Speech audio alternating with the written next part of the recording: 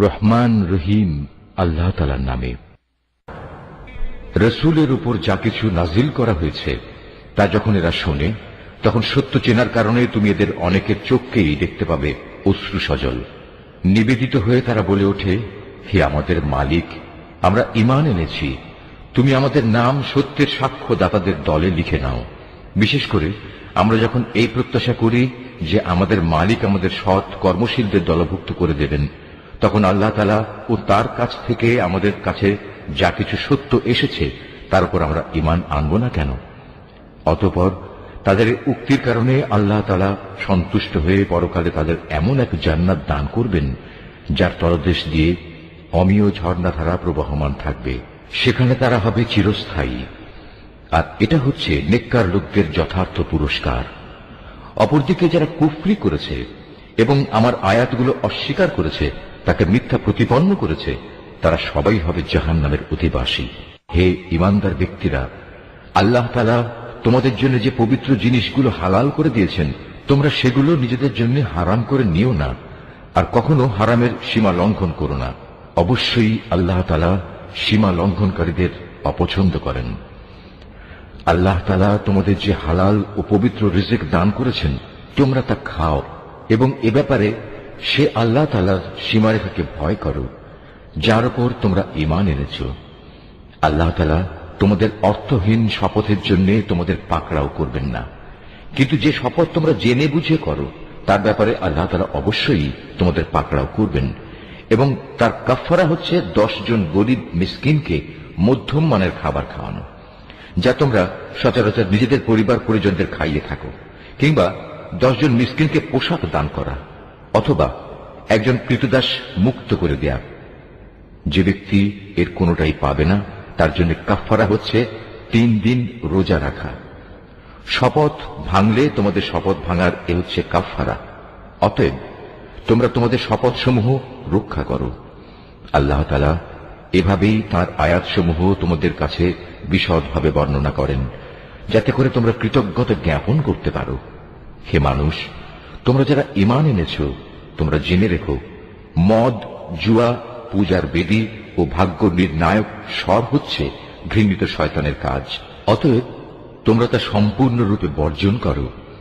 শয়তান এই মদ ও জুয়ার দ্বারা তোমাদের মাঝে শত্রুতা ও বিদ্বেষ সৃষ্টি করে দিতে চায়, এবং এভাবে এ চক্করে ফেলে সে তোমাদের আল্লাহ তাআলা স্মরণ ও নামাজ থেকে দূরে সরিয়ে রাখবে।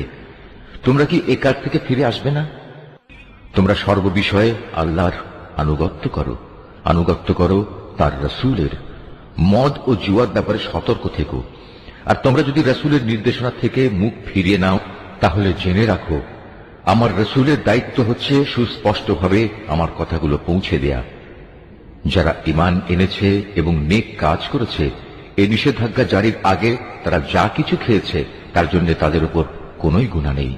হ্যাঁ, ভবিষ্যতে যদি তারা সাবধান থাকে, আল্লাহর উপর ঈমান আনে এবং নেক আমল করে, অতঃপর আল্লাহ তাআলার নিষেধ থেকে তারা সতর্ক থাকে, একইভাবে যতক্ষণ পর্যন্ত তারা ঈমান আনবে ও নেক আমল করবে, সর্বদা আল্লাহকে ভয় করবে ও সততার নীতি অবলম্বন করতে থাকবে, আল্লাহ তাআলা অবশ্যই তাদের ক্ষমা করে দেবেন, কেননা আল্লাহ তাআলা সৎ কর্মশীল মানুষদের ভালোবাসেন। হে ঈমানদার লোকেরা, ইহরাম বাঁধা অবস্থায় আল্লাহ তাআলা অবশ্যই এমন কিছু শিকারের বস্তু দিয়ে তোমাদের পরীক্ষা নেবেন যেগুলো তোমরা সহজেই নিজেদের হাত ও বর্শা দ্বারা ধরতে পারো। এর উদ্দেশ্য হচ্ছে যেন আল্লাহ তাআলা একথা ভালো করে জেনে নিতে পারেন যে কে তাকে না দেখে ভয় করে।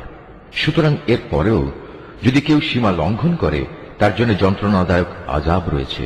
হে ঈমানদার ব্যক্তিরা, ইহরাম বাঁধা অবস্থায় কখনো শিকার হত্যা করো না। যদি তোমাদের কেউ এ অবস্থায় জেনে বুঝে কোন শিকারী জন্তু হত্যা করে, তার জন্য এর বিনিময় হচ্ছে সে যে জন্তু হত্যা করেছে তার সমান পর্যায়ে একটি গৃহপালিত জন্তু কোরবানি হিসেবে কাবায় পৌঁছে দেবে।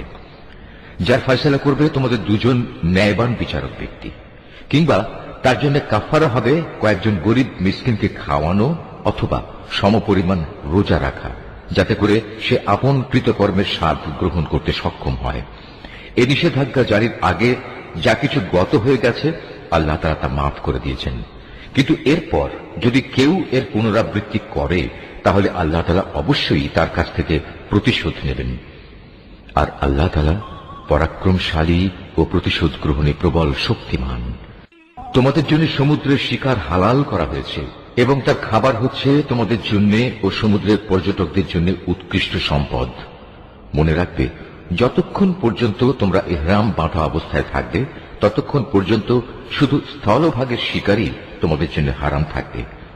তোমরা ভয় করো আল্লাহ তাআলাকে, যার সমীপে তোমাদের সবাইকে জড়ো করা হবে। আল্লাহ তাআলা খানায়ে কাবাকে সম্মানিত করেছেন মানব জাতির জন্য ভিত্তি হিসেবে। তিনি একে প্রতিষ্ঠা করেছেন। একইভাবে তিনি সম্মানিত করেছেন হজের পবিত্র মাসগুলোকে, কোরবানির জন্তুগুলোকে এবং এ উদ্দেশ্যে বিশেষ পট্টি বাঁধা জন্তুগুলোকে।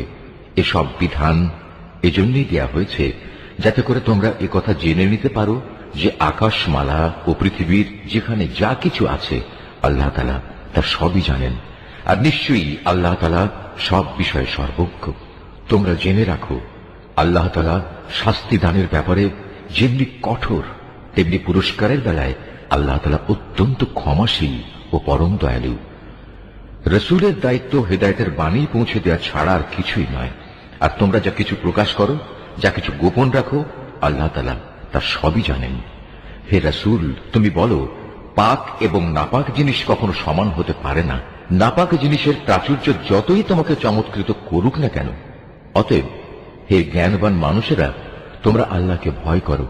আশা করা যায় তোমরা সফল কাম হতে পারবে। হে ঈমানদার লোকেরা, আল্লাহর নবীর কাছে এমন সব বিষয় নিয়ে প্রশ্ন করো না যার জবাব প্রকাশ করা হলে তাতে তোমাদেরই কষ্ট হবে। অবশ্য কোরআন নাজিল হবার মুহূর্তে যদি তোমরা সে প্রশ্ন করো তাহলে তা তোমাদের কাছে প্রকাশ করা হবে। এই বিধান জারির আগে যা কিছু হয়ে গেছে তা আল্লাহ তাআলা তোমাদের মাফ করে দিয়েছেন, কেননা আল্লাহ তাআলা পরম ক্ষমাশীল ও ধৈর্যশীল। তোমাদের আগেও কিছু সম্প্রদায় তাদের নবীকে এ ধরনের প্রশ্ন করত, কিন্তু এর পরক্ষণেই তারা তা অমান্য করতে শুরু করল। দেবতার উদ্দেশ্যে প্রেরিত কান ছেঁচড়া বহিরা, দেবতার নামে উৎসর্গীকৃত সায়েবা, দেবতার উদ্দেশ্যে ছেড়ে দেয়া নর ও মাদি বাচ্চা প্রসবকারী ওয়াসিলা ও দেবতার উদ্দেশ্যে ছেড়ে দেয়া 10 বাচ্চা প্রসবকারিণী উশরি হাম, এর কোনটাই কিন্তু আল্লাহ তাআলা নির্দিষ্ট করে দেননি। বরং কাফেররাই এসব কুসংস্কার দিয়ে আল্লাহর উপর মিথ্যা আরোপ করে। আর এদের অধিকাংশ লোক তো সত্য মিথ্যার তফাৎটুকু উপলব্ধি করে না। যখন এদের বলা হয় আল্লাহ তাআলা যা কিছু নাজিল করেছেন তোমরা সেদিকে এসো, এসো তার রসুলের দিকে, তখন তারা বলে, আমরা আমাদের বাপ দাদাদের যে বিধানের উপর পেয়েছি তাই আমাদের জন্য যথেষ্ট। যদিও তাদের বাপ দাদারা সত্য মিথ্যা সম্পর্কে কিছুই জানত না এবং তারা হেদায়েত প্রাপ্তও ছিল না। হে ঈমানদার লোকেরা, তোমাদের নিজেদের দায়িত্ব তোমাদের নিজেদের ওপর। অন্য কোন ব্যক্তি যদি গোমরাহ হয়ে গিয়ে থাকে তাহলে সে পথভ্রষ্ট ব্যক্তি তোমাদের কোনো ক্ষতি সাধন করতে পারবে না, যতক্ষণ পর্যন্ত তোমরা নিজেরা সঠিক পথের উপর চলতে থাকবে। তোমাদের সবাইকে আল্লাহর দিকেই ফিরে যেতে হবে। অতঃপর আল্লাহ তাআলা তোমাদের সেদিন বলে দেবেন তোমরা কে কি করেছিলে। হে ঈমানদার ব্যক্তিরা, তোমাদের কারো যখন মৃত্যুর সময় এসে উপনীত হয়, ওসিয়ত করার এই মুহূর্তে তোমরা তোমাদের মধ্যে থেকে 2 ন্যায়পরায়ণ মানুষকে সাক্ষী বানিয়ে রাখবে। আর যদি তোমরা প্রবাসে থাকো এবং এ সময় যদি তোমাদের উপর মৃত্যুর বিপদ এসে পড়ে, তখন বাইরের লোকদের মধ্যে থেকে 2 ব্যক্তিকে সাক্ষী বানিয়ে নেবে। পরে যদি এ ব্যাপারে তোমাদের কোনো সন্দেহ দেখা দেয় তাহলে সাক্ষী 2জনকে নামাজের পর আটকে রাখবে।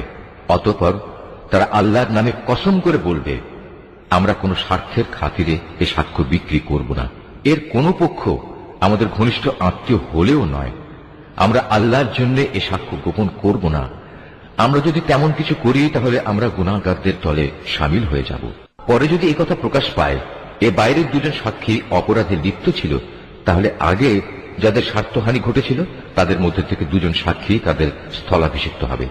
তারা এসে আল্লাহর নামে শপথ করে বলবে, আমাদের সাক্ষ্য অবশ্যই তাদের সাক্ষ্য অপেক্ষা বেশি সত্যভিত্তিক হবে। আমরা সাক্ষ্যের ব্যাপারে সীমা লঙ্ঘন করিনি। আমরা যদি তেমনটি করি তাহলে আমরা জালেমদের দলভুক্ত হয়ে পড়ব। এ পদ্ধতিতে মানুষদের ঠিক মতো সাক্ষ্য দানের অধিকতর সম্ভাবনা আছে। অথবা তারা অন্ততপক্ষে এ ভয় করবে যে তাদের কসম করার পর আবার অন্য কোনো কসম দ্বারা তা বাতিল করে দেয়া হবে। তোমরা আল্লাহ তাআলাকে ভয় করো এবং রসুলের কথা শোনো। আল্লাহ তাআলা কখনো পাপী লোকদের সৎপথে পরিচালিত করেন না। যেদিন আল্লাহ তাআলা সকল রাসূলকে একত্রিত করে জিজ্ঞাসা করবেন, তোমাদের দাওয়াতের প্রতি মানুষদের পক্ষ থেকে কিভাবে সাড়া দেওয়া হয়েছিল, তারা বলবে, আমরা তো তার কিছুই জানি না, যাবতীয় অদৃশ্য বিষয় তুমিই পরিজ্ঞাত। স্মরণ করো যখন আল্লাহ তাআলা বলবেন, হে মারিয়াম পুত্র ঈসা, আমার সেই নিয়ামতের কথা স্মরণ করো যা আমি তোমাকে ও তোমার মাকে দান করেছিলাম। যখন আমি পবিত্র আত্মা দিয়ে তোমাকে সাহায্য করেছিলাম, তুমি মানুষের সাথে যেমনি দোলনায় থাকতে কথা বলতে, তেমনি বলতে পরিণত বয়সেও। আমি যখন তোমাকে কিতাব, জ্ঞান বিজ্ঞান, তাওরাত ও ইনজিল দান করেছিলাম, তখন তুমি আমারই হুকুমে কাঁচা মাটি দিয়ে পাখি সদৃশ্য আকৃতি বানাতে, অতঃপর তাতে ফুঁ দিতে, আর আমার আদেশক্রমেই তা পাখি হয়ে যেত। আমারই হুকুমে তুমি জন্মান্ধ ও কুষ্ঠ রোগীকে নিরাময় করে দিতে। আমারই আদেশে তুমি মৃতদেহ থেকে জীবন বের করে আনতে। পরে যখন তুমি তাদের কাছে নবুয়তের এসব নিদর্শন নিয়ে পৌঁছলে, তখন তাদের মধ্যে যারা তোমাকে অস্বীকার করেছিল তারা বলল, এই নিদর্শনগুলো জাদু ছাড়ার কিছুই নয়। তখন আমি তোমার কোন অনিষ্ট সাধন থেকে বনী ইসরায়েলদের নিবৃত্ত করে রেখেছিলাম। আরো স্মরণ করো যখন আমি হাওয়ারীদের অন্তরে এ প্রেরণা দিয়েছিলাম যে তোমরা আমার প্রতি ও আমার রাসূলের প্রতি ঈমান আনো। তারা বলল, হে মালিক, আমরা তোমার উপর ঈমান আনলাম, তুমি এ কথা সাক্ষ্য থেকো যে আমরা তোমার অনুগত ছিলাম। অতঃপর যখন এই হাওয়ারীদের দল বলল, হে মারিয়াম পুত্র ঈসা, তোমার মালিক কি আসমান থেকে খাবার সজ্জিত একটি টেবিল আমাদের জন্য পাঠাতে পারেন না? ঈসা জবাব দিল, সত্যি যদি তোমরা মোমেন হয়ে থাকো, তাহলে কোন অহেতুক দাবি পেশ করার ব্যাপারে তোমরা আল্লাহ তাআলাকে ভয় করো। তারা বলল, আমরা শুধু এটুকুই চাই যে আল্লাহর পাঠানো সেই টেবিল থেকে কিছু খাবার খেতে, এতে আমাদের মন পরিতৃপ্ত হয়ে যাবে। তাছাড়া এতে করে আমরা এও জানতে পারব তুমি আমাদের কাছে সঠিক কথা বলেছ। আমরা নিজেরাই সত্যের পক্ষে সাক্ষী হয়ে থাকতে চাই। মারিয়াম পুত্র ঈসা আল্লাহর দরবারে বলল, হে আল্লাহ, হে আমাদের মালিক, তুমি আমাদের জন্য আসমান থেকে খাবার সজ্জিত একটি টেবিল পাঠাও। এভাবে আমাদের জন্য, আমাদের পূর্ববর্তী ও আমাদের পরবর্তীদের জন্য তোমার কাছ থেকে পাঠানো একটি আনন্দ উৎসব। সর্বোপরি এটা হবে তোমার কুদরতের নিদর্শন। তুমি আমাদের রিজিক দাও, কেননা তুমি হচ্ছ উত্তম রিজিক দাতা। আল্লাহ তাআলা বললেন, হ্যাঁ, আমি তোমাদের কাছে তা অচিরেই পাঠাচ্ছি। তবে এর পরেও যদি তোমাদের কেউ আমার ক্ষমতা অস্বীকার করে, তাহলে তাকে আমি এমন কঠিন শাস্তি দেব যা আমি সৃষ্টি করে কাউকেই আর দেব না। যখন আল্লাহ তাআলা বলবেন, হে মারিয়াম পুত্র ঈসা, তুমি কি কখনো তোমার লোকদের একথা বলেছিলে যে তোমরা আল্লাহকে বাদ দিয়ে আমাকে ও আমার মাকে ইলাহ বানিয়ে নাও?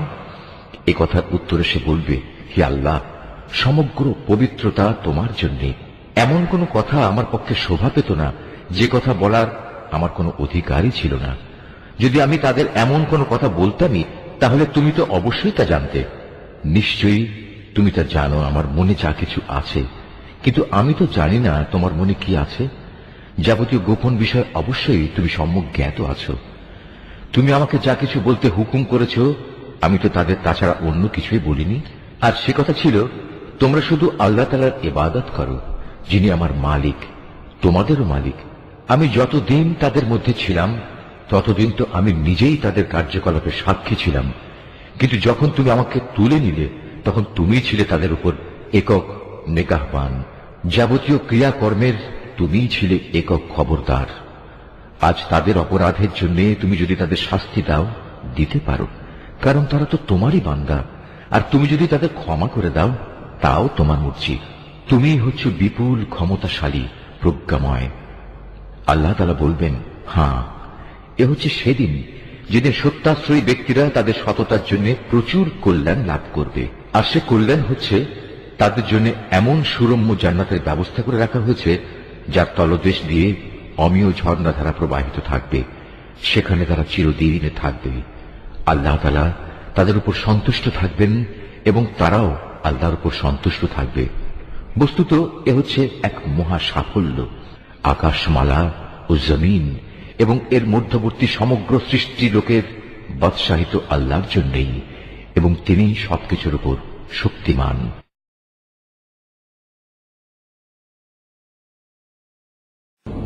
সূরা আল আনাম। রহমান রহিম আল্লাহ তাআলার নামে। সমস্ত প্রশংসা আল্লাহর জন্য, যিনি আকাশমালা ও ভূমণ্ডল পয়দা করেছেন এবং তিনি অন্ধকার সমূহ ও আলো সৃষ্টি করেছেন। অতঃপর যারা আল্লাহ তাআলাকে অস্বীকার করে তারা প্রকারান্তরে এর দ্বারা অন্য কিছুকেই তাদের মালিকের সমকক্ষ হিসেবে দাঁড় করায়। তিনি তোমাদের মাটি থেকে সৃষ্টি করেছেন, অতঃপর তিনি প্রত্যেকের জন্য বাঁচার একটি মেয়াদ নির্দিষ্ট করে দিয়েছেন। তেমনি তাদের চূড়ান্ত ধ্বংসের জন্যও তার কাছে একটি সুনির্দিষ্ট মেয়াদ রয়েছে। তারপরেও তোমরা সন্দেহে লিপ্ত আছো। আসমান সমূহের এবং জমিনের সর্বত্র তিনিই তো হচ্ছেন একমাত্র আল্লাহ। তিনি যেমনি তোমাদের গোপন ও প্রকাশ্য বিষয়সমূহ জানেন, তেমনি তিনি জানেন তোমরা কে পাপ পুণ্যের কতটুকু উপার্জন করছো তাও। তাদের মালিকের নিদর্শনসমূহের মধ্যে এমন একটি নিদর্শনও নেই যা তাদের কাছে আসার পর তারা তা থেকে মুখ ফিরিয়ে নেয়নি। তাদের কাছে যতবারই আমার পক্ষ থেকে সত্য দিন এসেছে ততবারই তারা তা অস্বীকার করেছে। অচিরেই তাদের কাছে সে খবরগুলো এসে হাজির হবে যা নিয়ে তারা হাসি তামাশা করছিল। তারা কি দেখেনি তাদের আগে আমি এমন বহু জাতিকে বিনাশ করে দিয়েছি যাদের আমি পৃথিবীতে এমন ভাবে প্রতিষ্ঠা দান করেছিলাম যা তোমাদেরও করিনি। আকাশ থেকে তাদের উপর আমি প্রচুর বৃষ্টি বর্ষণ করেছি, আবার তাদের মাটির নিচ থেকে আমি ঝর্ণাধারা প্রবাহিত করে দিয়েছি। অতঃপর আমি তাদের পাপের কারণে চিরতরে ধ্বংস করে দিয়েছি, আর তাদের পর তাদের জায়গায় আবার আমি এক নতুন জাতির উত্থান ঘটিয়েছি। হে নবী, আমি যদি তোমার কাছে কাগজে লেখা কোনো কিতাব নাজিল করতাম এবং তারা যদি তাদের হাত দিয়ে তা স্পর্শ করত, তাহলেও কাফেররা বলতো এটা তো সুস্পষ্ট জাদু ছাড়া আর কিছুই নয়। তারা বলে, এ নবীর প্রতি কোনো ফেরেশতা নাজিল করা হলো না কেন, যে তার সত্যতা সম্পর্কে আমাদের বলে দিত? যদি সত্যি আমি কোনো ফেরেশতা পাঠিয়ে দিতাম তাহলে তাদের ফয়সালা তো তখনই হয়ে যেত, এরপর তাদের তো আর কোনো অবকাশই দেয়া হতো না। তাছাড়া আমি যদি সত্যিই ফেরেশতা পাঠাতাম তাকেও তো মানুষের আকৃতিতেই পাঠাতাম, তখনও তো তারা এমনিভাবে আজকের মতো সন্দেহে নিমজ্জিত থাকত। হে রাসূল, তোমার আগেও বহু নবী রাসূলকে এভাবে ঠাট্টা বিদ্রূপ করা হয়েছিল। অনন্তর তাদের মধ্যে যারা নবীর সাথে যে ঠাট্টা বিদ্রূপ করেছে তাই তাদের পরিবেষ্টন করে ফেলেছে। হে নবী, তুমি তাদের বলো, তোমরা এই পৃথিবীতে ঘুরে ফিরে দেখো দেখো যারা নবী রাসূলদের মিথ্যা প্রতিপন্ন করেছে তাদের কি ভয়াবহ পরিণাম হয়েছে। হে নবী, তুমি তাদের জিজ্ঞেস করো, আসমান সমূহ ও জমিনে যা কিছু আছে তা সব কার মালিকানাভুক্ত? তুমি বলো, এর সবকিছুই আল্লাহ তাআলার জন্য। মানুষদের উপর দয়া করাটা তিনি তার নিজের উপর কর্তব্য বলে স্থির করে নিয়েছেন। কিয়ামতের দিন তিনি তোমাদের অবশ্যই জড়ো করবেন, এতে বিন্দুমাত্র সন্দেহ নেই। সত্য স্বীকার করে যারা নিজেরাই নিজেদের ক্ষতি সাধন করেছে তারা এমন একটি দিনের আগমন কখনো বিশ্বাস করে না। রাত ও দিনের মাঝে যা কিছু স্থিতি লাভ করছে তার সবকিছুই তাঁর জন্য। তিনি এদের সবার কথা শোনেন এবং সবার অবস্থা দেখেন। হে নবী, তুমি বলো, আমি কিভাবে আসমান সমূহ ও জমিনের মালিক আল্লাহ তাআলাকে বাদ দিয়ে অন্য কাউকে নিজের পৃষ্ঠপোষক বানিয়ে নেব, অথচ তিনি সৃষ্টি লোকের সবাইকে আহার যোগান, তাকে কোন রকম আহার যোগানো যায় না। তুমি বলো, আমাকে আদেশ দেয়া হয়েছে যেন সবার আগে আমি মুসলমান হয়ে যাই, এবং আমাকে আরো আদেশ দেয়া হয়েছে তুমি কখনো মুশরিকদের দলে শামিল হইও না। তুমি আরো বলো, আমি যদি আমার মালিকের কথা না শুনি তাহলে আমি এক মহা দিবসের আযাব আমার উপর আপতিত হওয়ার ভয় করি। সে কিয়ামতের দিন যাকে তার শাস্তি থেকে রেহাই দেয়া হবে তার উপর নিঃসন্দেহে আল্লাহ তাআলা অনুগ্রহ করবেন, আর এটিই হবে সেদিনের সুস্পষ্ট সাফল্য। জেনে রেখো, যদি আল্লাহ তাআলা তোমাকে কোনো দুঃখ পৌঁছাতে চান তাহলে তিনি ছাড়া আর কেউই তোমার থেকে তা দূর করতে পারবে না। অপরদিকে তিনি যদি তোমার কোনো উপকার করেন তাহলে কেউ তাতে বাধাও দিতে পারবে না। তিনি সবকিছুর উপর একক ক্ষমতাবান। তিনি তার বান্দাদের উপর একচ্ছত্র ক্ষমতার অধিকারী। তিনি মহাজ্ঞানী, তিনি সম্যক ওয়াকিবহাল। তুমি তাদের বলো, সাক্ষী হিসেবে কার সাক্ষ্য সবচেয়ে বেশি বড়? তুমি বলো, হ্যাঁ, একমাত্র আল্লাহ তাআলার, যিনি তোমাদের এবং আমার মাঝে সর্বোত্তম সাক্ষী হয়ে থাকবেন। এ কোরআন তার কাছ থেকেই আমার কাছে নাজিল করা হয়েছে, যেন তা দিয়ে তোমাদের এবং তোমাদের পর যাদের কাছে এ গ্রন্থ পৌঁছবে তাদের সকলকে আমি আযাবের ভয় দেখাই। তোমরা কি সত্যিই এ কথা সাক্ষ্য দিতে পারবে যে আল্লাহর সাথে আরো কোনো ইলাহ রয়েছে? হে নবী, তুমি তাদের জানিয়ে দাও, আমি জেনে বুঝে কখনো এ ধরনের মিথ্যা সাক্ষ্য দিতে পারবো না। তুমি বলো, তিনি তো একক, তোমার আল্লাহ তাআলার সাথে যে শিরক করে যাচ্ছ তার সাথে আমার কোনোই সম্পর্ক নেই। তোমার আগে যাদের আমি কিতাব দান করেছি তারা নবীকে ঠিক সেভাবেই চেনে যেভাবে চেনে তারা তাদের আপন ছেলেদের, কিন্তু যারা নিজেরাই নিজেদের ক্ষতি সাধন করেছে তারা তো কখন ঈমান আনবে না। তার চেয়ে বড় জালেম আর কে আছে যে স্বয়ং আল্লাহ তাআলা সম্পর্কে কোনো মিথ্যা কথা রচনা করে কিংবা তার কোনো আয়াতকে অস্বীকার করে? এ ধরনের জালেমরা কখনো সাফল্য লাভ করতে পারবে না।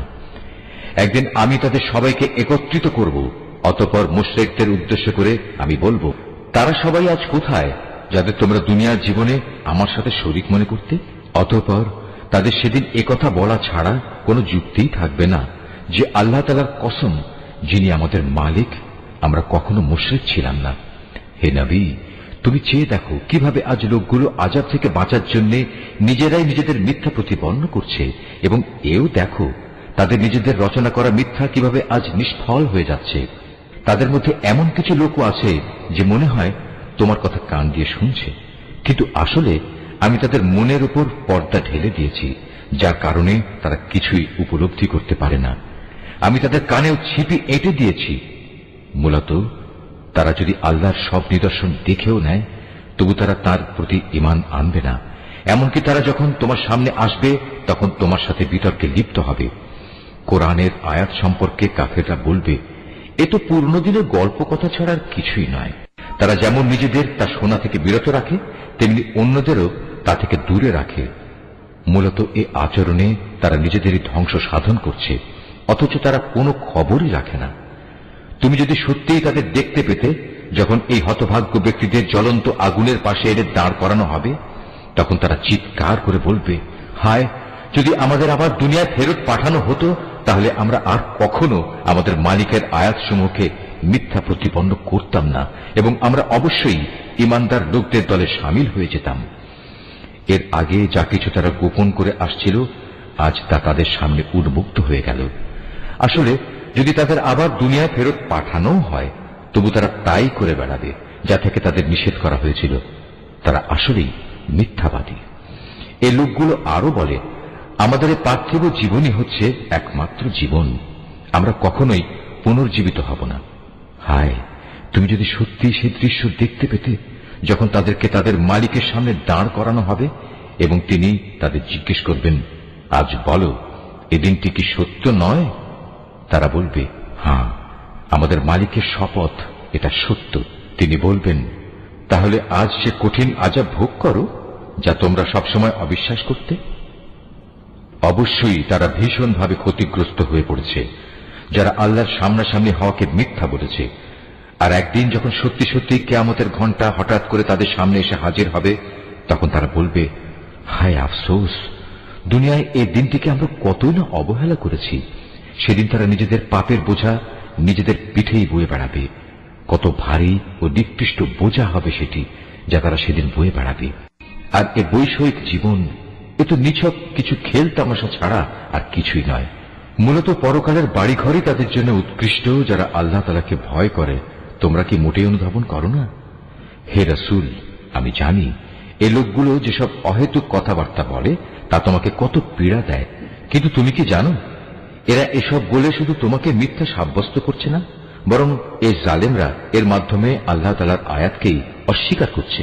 তোমার আগেও এভাবে বহু নবী রাসূলকে মিথ্যাবাদী সাব্যস্ত করা হয়েছিল, কিন্তু তাদের মিথ্যাবাদী সাব্যস্ত করা ও নানা রকম নির্যাতন চালাবার পরেও তারা কঠোর ধৈর্য ধারণ করেছে। শেষ পর্যন্ত তাদের কাছে আমার পক্ষ থেকে সাহায্য এসে হাজির হয়েছে। আল্লাহর কথা রদবদলকারী কেউ নেই। তদুপরি নবীদের এসব সংবাদ তো তোমার কাছে আগেই এসে পৌঁছেছে। তারপরেও যদি তাদের এ উপেক্ষা তোমার কাছে কষ্টকর মনে হয় তাহলে তোমার সাধ্য থাকলে তুমি পালানোর জন্য ভূগর্ভে কোনো সুড়ঙ্গ কিংবা আসমানের সিঁড়ি তালাশ করো, সেখানে চলে যাও এবং সেখান থেকে তাদের জন্য কোনো কিছু একটা নিদর্শন নিয়ে এসো। আসলে আল্লাহ তাআলা যদি চাইতেন তাদের সবাইকে হেদায়েতের উপর জড়ো করে দিতে পারতেন। তুমি কখনো জেনে বুঝে মূর্খ লোকদের দলে শামিল হইও না। যারা এ কথাগুলো যথাযথভাবে শোনে তারা অবশ্যই আল্লাহর ডাকে সাড়া দেয়। যারা মরে গেছে আল্লাহ তাআলা এদের সবাইকেও কবর থেকে উঠিয়ে জড়ো করে নেবেন। অতঃপর মহাবিচারের জন্য তারা সবাই তার সামনে প্রত্যাবর্তিত হবে। এরা বলে, নবীর উপর তার মালিকের পক্ষ থেকে আমাদের কথা মতো কোনো নিদর্শন নাজিল করা হয়নি কেন? হে রাসূল, তুমি তাদের বলো, অবশ্যই আল্লাহ তাআলা সব ধরনের নিদর্শন পাঠানোর ক্ষমতা রাখেন, কিন্তু সত্য কথা হচ্ছে এদের অধিকাংশ লোকই কিছু জানে না। জমিনের বুকে বিচরণশীল যে কোনো জন্তু কিংবা বাতাসের বুকে নিজ ডানা দুটি দিয়ে উড়ে চলা যে কোনো পাখি তোমরা দেখো না কেন? এগুলো সবই তোমাদের মতো আল্লাহ তাআলার সৃষ্টি। আমি আমার গ্রন্থে তথ্য সংযোজনে কোনো কিছু বাকি রাখিনি। অতঃপর এদের সবাইকে একদিন তাদের মালিকের কাছে ফিরে যেতে হবে। যারা আমার আয়াতকে মিথ্যা সাব্যস্ত করে তারা হেদায়েতের ব্যাপারে বধির ও মূক, তারা অন্ধকারে পড়ে আছে। আল্লাহ তাআলা যাকে চান তাকে গোমরা করে দেন, আবার যাকে চান তাকে সঠিক পথের উপর স্থাপন করে দেন। তুমি বলো, তোমরা কি ভেবে দেখেছ যখন তোমাদের উপর আল্লাহর পক্ষ থেকে বড় ধরনের কোনো আযাব আসবে কিংবা হঠাৎ করে কিয়ামত এসে হাজির হবে, তখন তোমরা কি আল্লাহ তাআলা ছাড়া আর কাউকে ডাকবে? জবাব দাও, যদি তোমরা সত্যবাদী হও, বরং তোমরা সেদিন শুধু তাকেই ডাকবে। তোমরা যে জন্য তাকে ডাকবে তিনি চাইলে তা দূর করে দেবেন, এবং যাদের তোমরা আল্লাহ তাআলার সাথে অংশীদার বানাতে তাদের সবাইকেই তখন তোমরা ভুলে যাবে। তোমার আগের জাতিসমূহের কাছেও আমি আমার রাসূল পাঠিয়েছিলাম, তাদেরও আমি দুঃখ, কষ্ট ও বিপর্যয়ের জালে আটকে রেখেছিলাম, যাতে করে তারা বিনয়ের সাথে নতি স্বীকার করে। কিন্তু সত্যি যখন তাদের কাফের দলের উপর আমার বিপর্যয় এসে আপতিত হল, তখনও তারা বিনীত হল না। অধিকন্তু তাদের অন্তর এতে আরো শক্ত হয়ে গেল, এবং তারা যা করে যাচ্ছিল শয়তান তাদের কাছে তা আকর্ষণীয় করে তুলে ধরল। অতঃপর তারা সেসব কিছুই ভুলে গেল যা তাদের বারবার স্মরণ করানো হয়েছিল। তারপরেও আমি তাদের উপর সচ্ছলতার সব কয়টি দুয়ারই খুলে দিলাম। শেষ পর্যন্ত যখন তারা তাতে মত্ত হয়ে গেল যা তাদের দেওয়া হয়েছিল, তখন আমি তাদের হঠাৎ পাকড়াও করে নিলাম, ফলে তারা নিরাশ হয়ে পড়ল। এভাবেই যারা আল্লাহ তাআলার ব্যাপারে জুলুম করেছে তাদের মূলচ্ছেদ করে দেয়া হয়েছে। আর সকল প্রশংসা আল্লাহ তাআলার জন্যই, যিনি সৃষ্টিকুলের মালিক।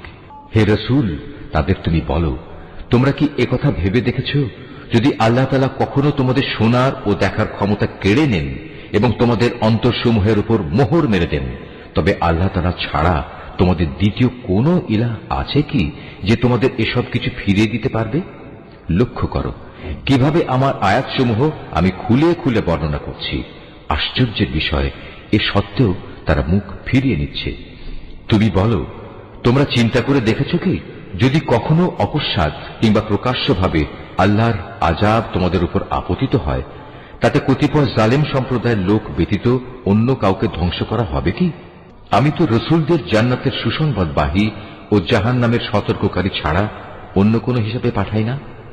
তারপর যে ব্যক্তি রসুলদের উপর ঈমান আনবে এবং এভাবে নিজেকে সংশোধন করে নেবে, এমন লোকদের পরকালে কোনো ভয় নেই এবং তাদের সেদিন কোন রকম চিন্তিত হতে হবে না। অপরদিকে যারা আমার আয়াতসমূহকে মিথ্যা প্রতিপন্ন করবে, তাদের এই নাফরমানির কারণে আমার আযাব সেদিন তাদের ঘিরে ধরবে। হে মুহাম্মদ, তুমি বলো, আমি তো তোমাদের একথা বলি না যে আমার কাছে আল্লাহ তাআলার বিপুল ধনভাণ্ডার রয়েছে, না একথা বলি আমি গায়েবের কোনো খবর রাখি, আর একথাও বলি না যে আমি একজন ফেরেশতা। আসলে আমি তো সেই ওহীরই অনুসরণ করি যা আমার উপর নাজিল করা হয়। তুমি বলো, অন্ধ আর চক্ষুষ্মান ব্যক্তি কি কখনো এক হতে পারে? তোমরা কি চিন্তা ভাবনা করে দেখো না? হে মুহাম্মদ, তুমি সে কিতাবের মাধ্যমে সেসব লোককে পরকালের আযাবের ব্যাপারে সতর্ক করে দাও যারা এ ভয় করে যে তাদেরকে একদিন তাদের মালিকের সামনে একত্র করা হবে। সেদিন তাদের জন্য তিনি ছাড়া দ্বিতীয় কোনো সাহায্যকারী বন্ধু কিংবা কোনো সুপারিশকারী থাকবে না। আশা করা যায় তারা সাবধান হবে। যারা সকাল সন্ধ্যায় তাদের মালিককেই ডাকে, তারই সন্তুষ্টি কামনা করে, তাদের তুমি কখনো তোমার কাছ থেকে সরিয়ে দিও না, কারণ তাদের কাজকর্মের জবাবদিহিতার দায়িত্ব যেমন তোমার উপর কিছুই নেই, তেমনি তোমার কাজকর্মের হিসাব কেতাবের কোন রকম দায়িত্ব তাদের উপর নেই। তারপরেও যদি তুমি তাদের তোমার কাছ থেকে দূরে সরিয়ে দাও, তাহলে তুমি বাড়াবাড়ি করা লোকদের দলে সামিল হয়ে যাবে। আর আমি এভাবেই তাদের একদল দ্বারা অন্য দলের পরীক্ষা নিয়েছি, যেন তারা একদল একথা বলতে পারে যে এরাই কি হচ্ছে আমাদের মাঝে সে দলের লোক যাদের উপর আল্লাহ তাআলা তার অনুগ্রহ করেছেন। আল্লাহ তাআলা কি ভালো করে জানেন না কারা তার প্রতি কৃতজ্ঞ? যারা আমার আয়াতসমূহের উপর ঈমান এনেছে তারা যখন তোমার কাছে আসবে তখন তুমি তাদের বলো, আল্লাহ তাআলার পক্ষ থেকে তোমাদের উপর শান্তি বর্ষিত হোক। তোমাদের উপর অনুগ্রহ করাটা তোমাদের মালিক নিজের কর্তব্য বলে স্থির করে নিয়েছেন। তবে তোমাদের মধ্যে যদি কেউ কখনো অজ্ঞানতাবশত কোনো অন্যায় কাজ করে বসে এবং পরক্ষণে তওবা করে ও নিজের জীবন শুধরে নেয়, তাহলে আল্লাহ তাআলা তাকে ক্ষমা করে দেবেন। তিনি একান্ত ক্ষমাশীল ও পরম দয়ালু। আর এভাবেই আমি আমার আয়াতসমূহ বিশদভাবে বর্ণনা করি, যাতে অপরাধীদের পথ পরিষ্কার হয়ে যায়। হে মুহাম্মদ, তুমি তাদের বলে দাও, এক আল্লাহ তাআলাকে বাদ দিয়ে তোমরা আর যাদের গোলামি করছো, আমাকে নিষেধ করা হয়েছে আমি যেন তাদের গোলামি না করি। তুমি তাদের এও বলে দাও, আমি কখনো তোমাদের খেয়াল খুশির অনুসরণ করি না। তেমনটি করলে আমি নিঃসন্দেহে গোমরা হয়ে যাব এবং আমি আর সত্যের অনুসরণকারী দলের সাথে থাকব না। তুমি বলো, আমি অবশ্যই আমার মালিকের এক উজ্জ্বল দলিল প্রমাণের উপর প্রতিষ্ঠিত আছি এবং তাকেই তোমরা অস্বীকার করছো।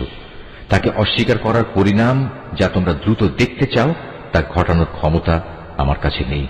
সব জিনিসের চূড়ান্ত ক্ষমতা তো কেবলমাত্র আল্লাহ তাআলার হাতেই রয়েছে। আর এই মহা সত্যটি তিনি তোমাদের কাছে বর্ণনা করছেন। তিনিই হচ্ছেন উত্তম ফয়সালাকারী। তুমি বলো, আযাবের যে বিষয়টার জন্য তোমরা তাড়াহুড়ো করছো তা ঘটানো যদি আমার ক্ষমতার মধ্যে থাকত, তাহলে তোমাদের ও আমার মধ্যকার ফয়সালা আগেই হয়ে যেত। জালেমদের সাথে কি আচরণ করা উচিত তা আল্লাহ তাআলা ভালো করে জানেন। যাবতীয় অদৃশ্য বিষয়ের চাবি তার হাতেই নিবদ্ধ রয়েছে। সেই অদৃশ্য খবর তো তিনি ছাড়া আর কারোরই জানা নেই। জলে স্থলে যেখানে যা কিছু আছে তা শুধু তিনিই জানেন। এই সৃষ্টিরাজির মধ্যে একটি পাতা কোথাও ঝরে না যার খবর তিনি জানেন না। মাটির অন্ধকারে একটি শস্যকণাও নেই, নেই কোনো তাজা সবুজ কিংবা ক্ষয়িষ্ণু শুকনো কিছু যার পূর্ণাঙ্গ বিবরণ একটি সুস্পষ্ট গ্রন্থে মজুদ নেই। তিনি মহান আল্লাহ, যিনি রাতের বেলা তোমাকে মৃত লোকের মতো করে ফেলেন, আবার দিনের বেলায় তোমরা যা কিছু জমিনের বুকে করে বেড়াও তাও তিনি পুঙ্খানুপুঙ্খ জানেন। পরিশেষে সেখানে তিনি তোমাদের মৃত সম অবস্থা থেকে আবার জীবনের অবস্থায় ফিরিয়ে আনেন, যাতে করে তোমাদের নির্দিষ্ট সময়কাল এভাবে পূর্ণতা প্রাপ্ত হতে পারে। আর এই মেয়াদ পূর্ণ করার পর তোমাদের সবার প্রত্যাবর্তন একদিন তাঁর দিকেই সংঘটিত হবে। অতঃপর তিনি তোমাদের পুঙ্খানুপুঙ্খ বলে দেবেন তোমরা কি কাজ করছিলে। আল্লাহ তাআলা নিজ বান্দাদের যাবতীয় বিষয়ের উপর পূর্ণ মাত্রায় কর্তৃত্বশীল। এজন্যই তিনি তোমাদের উপর পাহারাদার ফেরেশতা নিযুক্ত করেন। অবশেষে তোমাদের কারো যখন মৃত্যু এসে হাজির হয় তখন প্রেরিত ফেরেশতারা এসে তার জীবনের সমাপ্তি ঘটিয়ে দেয়। দায়িত্ব পালনে এরা কখনো কোনো ভুল করে না। অতঃপর তাদের সবাইকে বিচারের জন্য তাদের আসল মালিকের সামনে ফিরিয়ে নেওয়া হবে। হুঁশিয়ার থেকো, কারণ যাবতীয় ক্ষমতা ও কর্তৃত্ব কিন্তু একা তাঁর এবং তড়িৎ হিসাব গ্রহণে তিনি অত্যন্ত তৎপর। তুমি তাদের বলো, যখন তোমরা স্থলভূমে ও সমুদ্রের অন্ধকারের বিপদে পড়ো, যখন তোমরা কাতর কণ্ঠে এবং নীরবে তাকে ডাকতে থাকো, তখন কে তোমাদের সেসব থেকে উদ্ধার করে? কাকে তোমরা তখন বলো, হে মালিক, আমাদের যদি তুমি বাঁচিয়ে দাও তাহলে আমরা তোমার কৃতজ্ঞ বান্দাদের দলে শামিল হয়ে যাব। তুমি বলে দাও, হ্যাঁ, আল্লাহ তাআলাই তখন তোমাদের সে অবস্থা থেকে এবং যাবতীয় বিপদ আপদ থেকে বাঁচিয়ে দেন। তারপরেও তোমরা তার সাথে অন্যদের শরীক করো। তুমি আরো বলো, আল্লাহ তাআলা তোমাদের উপর থেকে অথবা তোমাদের পায়ের নিচ থেকে আযাব পাঠাতে সক্ষম, অথবা তিনি তোমাদের দল উপদলে বিভক্ত করে এক দলকে আরেক দলের শাস্তির স্বাদ গ্রহণ করাতেও সম্পূর্ণরূপে সক্ষম। লক্ষ্য করো কিভাবে আমি আমার আয়াতসমূহ তাদের কাছে বর্ণনা করি, যাতে করে তারা সত্য অনুধাবন করতে পারে। তোমার জাতির লোকেরা তা অস্বীকার করেছে, অথচ তাই একমাত্র সত্য। তুমি তাদের এটুকুই বলে দাও, আমি তোমাদের উপর কর্মবিধায়ক নই। প্রতিটি বার্তার জন্য একটি সুনির্দিষ্ট দিনক্ষণ মজুদ রয়েছে এবং তোমরা অচিরেই তা জানতে পারবে। তুমি যখন এমন সব লোককে দেখতে পাও যারা আমার আয়াতসমূহ নিয়ে হাসি বিদ্রুপ করছে, তাহলে তুমি তাদের কাছ থেকে সরে এসো, যতক্ষণ না তারা অন্য কিছু বলতে শুরু করে। যদি কখনো শয়তান তোমাকে ভুলিয়ে ওখানে বসিয়ে রাখে, তাহলে মনে পড়ার পর জালিম সম্প্রদায়ের সাথে আর বসে থেকো না। তাদের এসব কার্যকলাপের ব্যাপারে আল্লাহ তাআলাকে যারা ভয় করে তাদের উপর হিসাবের কোনো দায় দায়িত্ব নেই। তবে উপদেশ তো দিয়েই যেতে হবে। হতে পারে তারা আল্লাহ তাআলাকে ভয় করবে। সেসব লোকের সঙ্গ তুমি বর্জন করো যারা তাদের দিনকে নিছক খেল তামাশায় পরিণত করে রেখেছে এবং এ পার্থিব জীবন যাদের প্রতারণার জালে আটকে রেখেছে। তুমি এ কোরআন দিয়ে তাদের আমার কথা স্মরণ করাতে থাকো, যাতে করে কেউ নিজের পার্থিব কর্মকাণ্ডের ফলে নিজেই ধ্বংস হয়ে যেতে না পারে। মহাবিচারের দিন তার জন্য আল্লাহ তাআলা ছাড়া অন্য সাহায্যকারী বন্ধু এবং সুপারিশকারী থাকবে না। সে যদি নিজে সবকিছু দিয়েও দেয়, তবু তার কাছ থেকে সেদিন তা গ্রহণ করা হবে না। এরাই হচ্ছে সে হতভাগ্য মানুষ যাদের নিজেদের অর্জিত গুনাহের কারণে তাদের ধ্বংস করে দেয়া হবে। আল্লাহ তাআলাকে অস্বীকার করার কারণে তাদের জন্য আরো থাকবে ফুটন্ত পানি ও মর্মন্তুদ শাস্তি। তুমি তাদের বলো, আমরা কি আল্লাহ তাআলাকে বাদ দিয়ে এমন কাউকে ডাকব যে না আমাদের কোনো উপকার করতে পারে না আমাদের কোনো অপকার করতে পারে? আল্লাহ তাআলা যেখানে আমাদের চলার জন্য সঠিক পথ বাতলে দিয়েছেন, সেখানে তাকে বাদ দিয়ে আমরা কি আবার উল্টো পথে ফিরে যাব? ঠিক সে ব্যক্তিটির মতো যাকে শয়তানরা জমিনের বুকে পথভ্রষ্ট করে দাঁড়ে দাঁড়ে ঠুকর খাওয়াচ্ছে, অথচ তার সঙ্গী সাথীরা তাকে ডাকবে, তুমি আমাদের কাছে এসো, আমাদের কাছে মজুদ আল্লাহ তাআলার সহজ সরল পথের দিকে। তুমি বলে দাও, সত্যিকার অর্থে হেদায়েত তো তাই যা আল্লাহর পক্ষ থেকে আসে, এবং আমাদের এ আদেশ দেয়া হয়েছে যেন আমরা সৃষ্টিকুলের মালিকের সামনে আনুগত্যের মাথা নত করি, আমরা যেন নামাজ প্রতিষ্ঠা করি এবং আল্লাহ তাআলাকে ভয় করি, কেননা তিনিই হচ্ছেন এমন সত্তা যার সামনে একদিন তোমাদের সমবেত করা হবে। তিনি যথাবিধি আসমান সমূহ ও জমিন সৃষ্টি করেছেন। যেদিন আবার তিনি বলবেন সব কিছু বিলীন হয়ে যাও, তখন সাথে সাথেই তা বিলীন হয়ে যাবে। তার কথাই হচ্ছে চূড়ান্ত সত্য। যেদিন সিংহায় ফু দেয়া হবে, সেদিন যাবতীয় কর্তৃত্ব ও বাদশাহী হবে একান্তই তাঁর। তিনি দৃশ্য অদৃশ্য সবকিছু সম্পর্কেই সম্যক অবগত রয়েছেন। তিনি প্রজ্ঞাময়, তিনি সম্যক অবগত।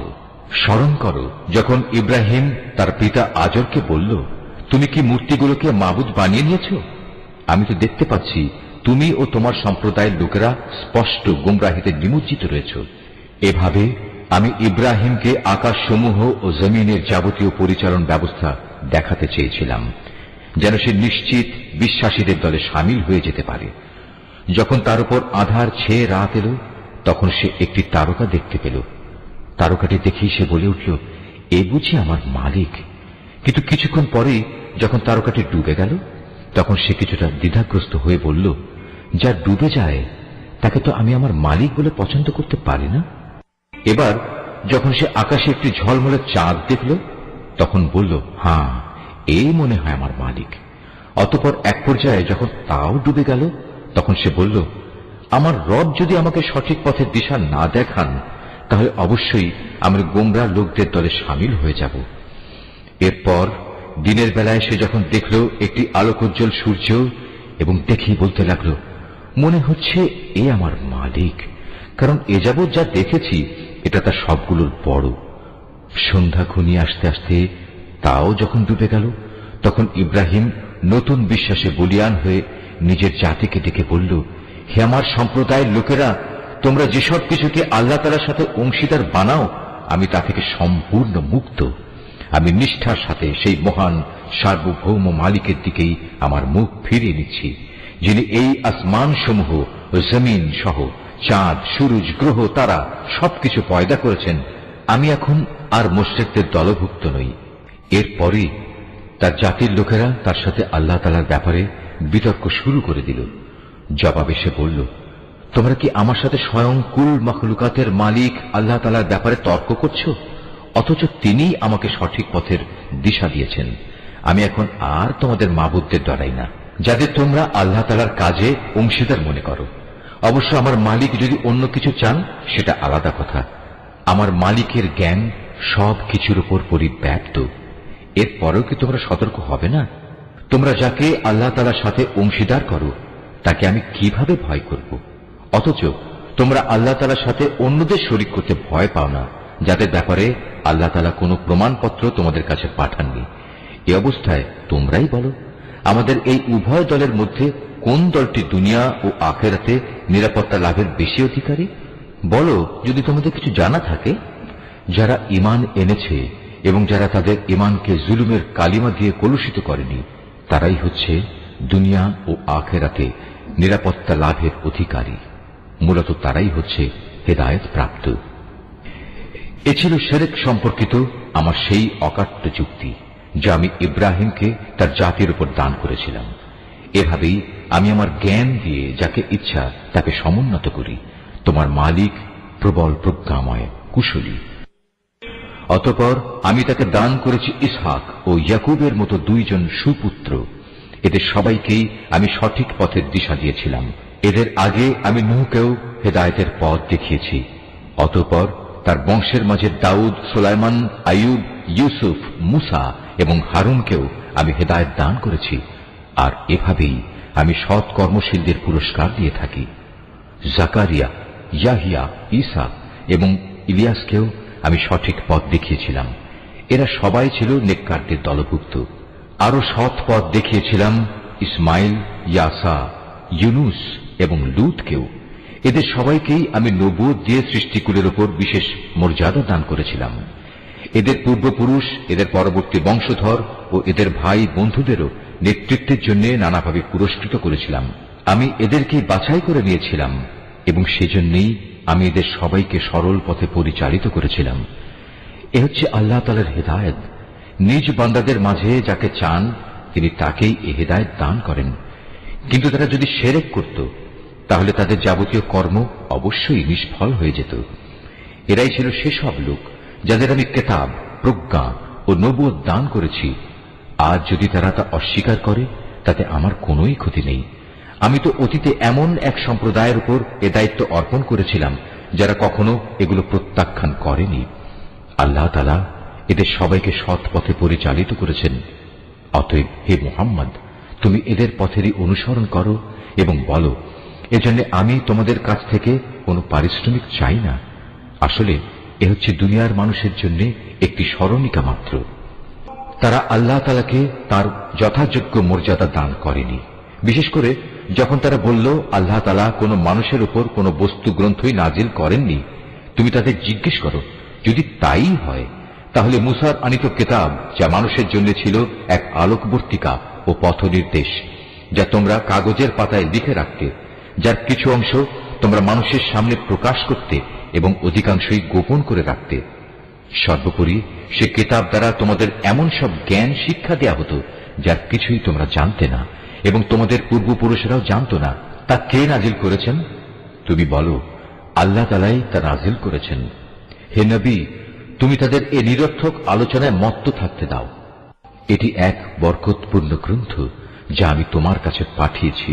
এটি আগের কিতাবের পুরোপুরি সত্যায়ন করে এবং যাতে এ কিতাব দিয়ে তুমি মক্কা ও তার পার্শ্ববর্তী জনপদসমূহের মানুষকে সাবধান করবে। যারা আখিরাতের উপর ঈমান আনে তারা এ কিতাবের উপর ঈমান আনে, আর তারা তাদের নামাজসমূহেরও হেফাজত করে। সে ব্যক্তি চাইতে বড় জালেম আর কে আছে যে আল্লাহ তাআলা সম্পর্কে নানাবিধ মিথ্যা কথা রচনা করে বেড়ায়, অথবা বলে আমার উপর ওহী নাজিল হয়েছে, যদিও তার প্রতি কিছুই নাজিল করা হয়নি। তার চাইতে বড় জালেম কে যে বলে আমি অচিরেই আল্লাহর নাজিল করা গ্রন্থের মতো কিছু নাজিল করে দেখাবো? যদি জালেমদের মৃত্যু যন্ত্রণা উপস্থিত হবার সময় তাদের অবস্থাটা তুমি দেখতে পেতে, যখন মৃত্যুর ফেরেশতারা তাদের দিকে হাত বাড়িয়ে দিয়ে বলবে, তোমাদের প্রাণবায়ু বের করে দাও। তোমরা আল্লাহ তাআলা সম্পর্কে যেসব অন্যায় কথা বলতে এবং আল্লাহর আয়াতের ব্যাপারে যে ক্ষমাহীন ঔদ্ধত্য প্রকাশ করতে, তার জন্য আজ অত্যন্ত অবমাননাকর এক আযাব তোমাদের দেয়া হবে। আজ তোমরা আমার সামনে একাকী নিঃসঙ্গ অবস্থায় এলে, যেমনি নিঃসঙ্গ অবস্থায় আমি তোমাদের প্রথমবার তৈরি করেছিলাম। অতঃপর তোমাদের আমি যা কিছু বিষয় সম্পদ দান করেছিলাম তার সবটুকুই তোমরা পেছনে ফেলে একান্ত খালি হাতে এখানে এসেছ। কই তোমাদের সাথে তোমাদের সুপারিশকারী ব্যক্তিরা, যাদের তোমরা মনে করতে তোমাদের কাজকর্মের ব্যাপারে তারাও অংশীদার? তাদের তো আজ তোমাদের সাথে দেখতে পাচ্ছি না।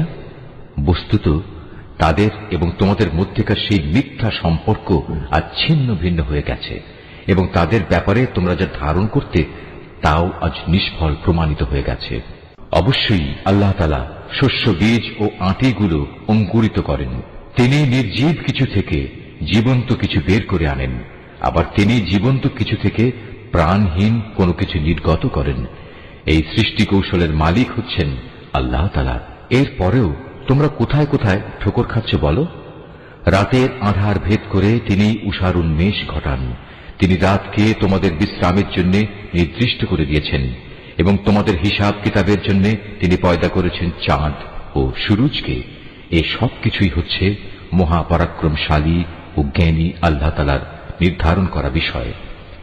তিনি তোমাদের জন্য অসংখ্য তারকা বানিয়ে রেখেছেন, যেন তোমরা জলে স্থলের আধারে পথের দিশা পেতে পারো। যে সম্প্রদায়ের লোকেরা নিজেদের পরিণাম সম্পর্কে জানে, তাদের জন্য আমি আমার নিদর্শন সমূহ খুলে খুলে বর্ণনা করেছি। তিনি তোমাদের মাত্র একটি ব্যক্তি সত্তা থেকে পয়দা করেছেন, অতঃপর তিনি বানিয়ে দিলেন তোমাদের থাকার জায়গা ও মাল সামানা রাখার জায়গা।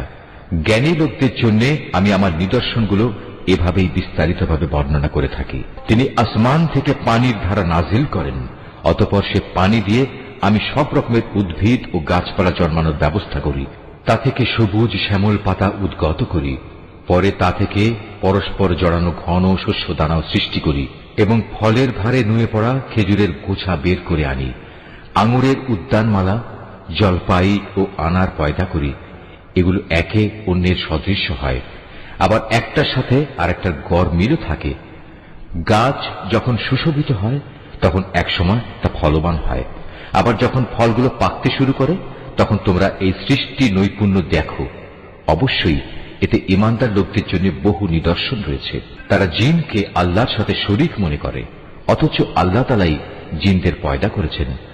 অজ্ঞতার বশবর্তী হয়ে তারা আল্লাহ তাআলার উপর পুত্র কন্যা ধারণের অপবাদও আনায়ন করে, অথচ আল্লাহ তাআলা মহামান্বিত। এরা যা বলে তিনি তার চাইতে অনেক মহান ও পবিত্র। তিনি আসমান সমূহ ও জমিনের একক উদ্ভাবক। এদের তুমি বলো, তার সন্তান হবে কিভাবে? তার তো জীবন সঙ্গিনী নেই। সবকিছু তো তিনিই পয়দা করেছেন, এবং সবকিছু সম্পর্কে তিনি পুরোপুরি ওয়াকিবহাল রয়েছেন। এ হচ্ছেন আল্লাহ তাআলা, তোমাদের মালিক। তিনি ছাড়া আর কোনো মাবুদ নেই। সবকিছুর একক স্রষ্টা তিনি। সুতরাং তোমরা তাঁরই ইবাদত করো। সবকিছুর উপর তিনি চূড়ান্ত তত্ত্বাবধায়ক বটে। কোন সাধারণ দৃষ্টি তাকে দেখতে পায় না, অথচ তিনি সব কিছুই দেখতে পান। তিনি সূক্ষ্মদর্শী, তিনি সবকিছু সম্পর্কেই খোঁজ খবর রাখেন। তোমাদের কাছে তোমাদের মালিকের পক্ষ থেকে এই সূক্ষ্ম দৃষ্টি সম্পন্ন জ্ঞানের নিদর্শন এসেছে। অতঃপর যদি কোনো ব্যক্তি এসব নিদর্শন দেখতে পায়, তাহলে সে তা দেখবে তার নিজের কল্যাণের জন্যই। আবার যদি কেউ তা না দেখে অন্ধ হয়ে থাকে, তাহলে তার দায়িত্ব তার উপর বর্তাবে। তুমি বলো, আমি তোমাদের উপর তত্ত্বাবধায়ক নই?